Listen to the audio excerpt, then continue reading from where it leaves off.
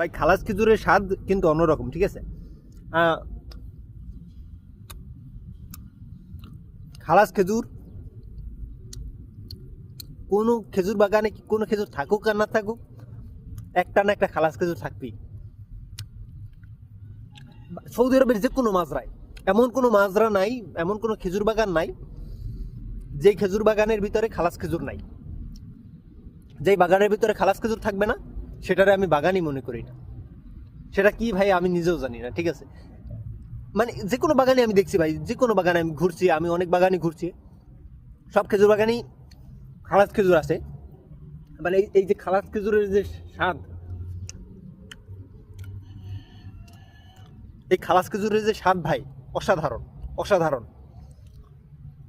আর এটা যখন আমার মনে হয় যে সৌদিরা এটা প্যাকেটিং করে বেশিরভাগই, যেমন ধরেন নরম করে ফেলায় একদম, আমাদের দেশি মিঠার মতো করে ফেলায়, কিসের জন্য করে তার ঠিক আমি জানি না। কিন্তু ওটা আমার কাছে ভালো লাগে না, কিন্তু আমার কাছে এটাই ভালো লাগে সবচেয়ে। দেখেন কতটা সুন্দর।